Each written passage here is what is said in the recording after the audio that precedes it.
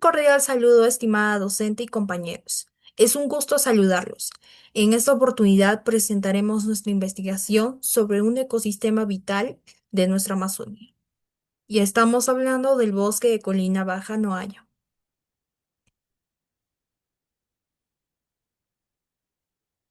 Somos el grupo conformado por Mariana Reina, Belinda Canaza y mi persona, Fabiana Mango. Como índice tenemos nuestro objetivo, los datos generales, el tipo de ecosistema, los factores abióticos y bióticos, la población presente, los recursos naturales, las actividades humanas en la zona, terminando con las conclusiones y reflexiones. El objetivo central de este video es analizar las características ecológicas e identificar los impactos ambientales en esta zona. Buscamos que esta información les sirva como un insumo real para la toma de decisiones en gestión sostenible y de conservación, permitiendo proteger este espacio frente a las amenazas actuales.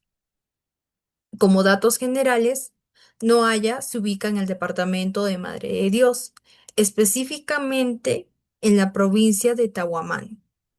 Ocupa distritos como Iberia e Iñapari. Este ecosistema abarca una extensión de 13.334.64 hectáreas y limita directamente con Bolivia. Es fundamental destacar que es reconocido como un rodal semillero, pues conserva una de las mayores concentraciones de germoplasma de especies valiosas como la caoba y el cedro.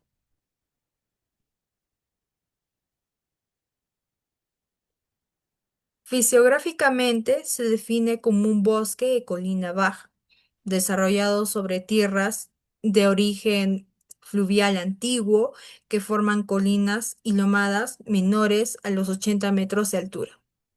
Lo más resaltante es su clasificación climática técnica. Según el método de Warren, esta área se clasifica como selva tropical húmeda, lo que nos indica que es una zona de alta humedad con precipitaciones abundantes durante gran parte del año. Aunque su temperatura media anual oscila entre los 24,5 y 25 grados Celsius, experimenta un fenómeno del friaje entre mayo y septiembre. En este periodo, vientos fríos del sur pueden hacer que la temperatura descienda drásticamente hasta los 6 grados Celsius. Muchas gracias. Ahora, para mayor información, le daré el pase a mi compañera Mariana.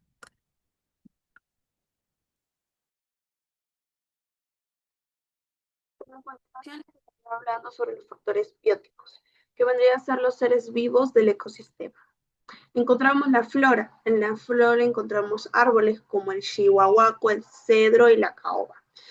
También encontramos plantas epífitas como las orquídeas y bromelias, y lianas y arbustos que forman un bosque denso. Seguimos con su fauna. En los mamíferos encontramos el mono aullador, la chavaca y el perezoso. Seguimos con las aves, los guacamayos, los tucanes. En los reptiles encontramos serpientes y lagartos. En los insectos encontramos una gran diversidad de hormigas, mariposas y escarabajos. En los microorganismos encontramos hongos y bacterias que descomponen materia orgánica y nutren y reciclan nutrientes. Seguimos con los factores abióticos, que cuenta con un clima de temperatura alta entre 24 y 27 grados centígrados, una alta humedad y lluvias abundantes durante todo el año. Su suelo es generalmente arcilloso y pobre en nutrientes, pero con una capa orgánica superficial rica. Tiene un relieve de terreno de corrientes bajas con pendientes suaves y cuenta con una luz solar de alta radiación, pero limitada en el suelo por la densa cobertura de océano. Su agua es presencia de quebradas y ríos cercanos, importantes para la biodiversidad. Seguimos con las comunidades. Tenemos las comunidades indígenas que predominan pueblos amazónicos como el Shipibo, el Conibo, la Xanica y otros grupos locales que dependen de la zona específica, que vendría a ser Noaya, Ucayali y Loreto. Viven en comunidades nativas organizadas en familias extensas. Su población suele ser reducida y dispersa.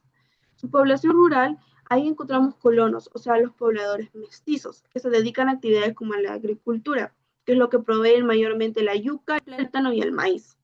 También tenemos actividades como la pesca y el aprovechamiento forestal. Seguimos con la densidad poblacional, que es muy baja, menos de 10 habitantes por kilómetro cuadrado en muchos casos. Esto se debe al difícil acceso, condiciones naturales del bosque y conservación del ecosistema. Esto quiere decir que es una zona turística. Seguimos con las características del ecosistema. Economía basada en subsistencia, fuerte relación con el bosque y conocimientos tradicionales sobre plantas y animales. Sigo con los recursos. Tenemos los recursos forestales, que es uno de los principales recursos, que es donde tenemos las especies valiosas como la caoba, el cedro y el shabaco, que son árboles de donde sacamos madera que son usados para la construcción, muebles y comercio maderero. Tenemos los recursos no naturales, que vendrían a ser los frutos amazónicos, que vendría a ser el aguaje, el camu camu y el ungaray. Seguimos con las resinas, látex y fibras naturales, plantas medicinales usadas por comunidades locales. Seguimos con los recursos hidrobiológicos, que son ríos y quebradas cercanas que proveen peces, peces como el paiche, el bochinico y la docel, que son base de alimentación y economía local. Seguimos con la fauna silvestre, animales aprovechados en su forma tradicional, el sajino, venado y manjás, que son importantes para la subsistencia, o sea, la caza regulada. Seguimos con sus suelos y biodiversidad. Sus suelos permiten cultivos, como ya mencionados, la yuca, el plátano y el maíz. Cuenta con una alta biodiversidad, con potencial científico, farmacéutico y ecoturístico. A continuación le doy pase a mi compañera Belinda. Bueno, ahora nos hablamos sobre las actividades humanas, que es la extracción forestal, que aprovechamiento comercial de especies como el cedro, el chinahuaco y la castaña. La minería y servicios presentan más del 7% de PBI regional. El turismo, más de 18.000 visitantes anuales en un crecimiento de 135%. En la agricultura, cultivos de subsistencia agrofestales con cacao y sistemas tradicionales alrededor del bosque.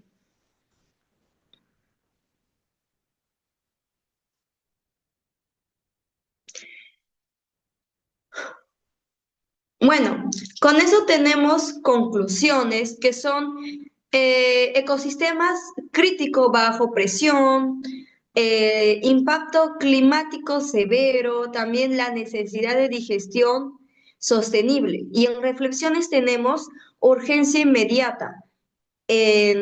También tenemos balance de desarrollo y conservación, educación ambiental y responsabilidad compartida. Y estas son las referencias por las cuales nos guiamos, que son dos fuentes. Y ya bueno, eso sería todo por hoy. Muchas gracias por su atención.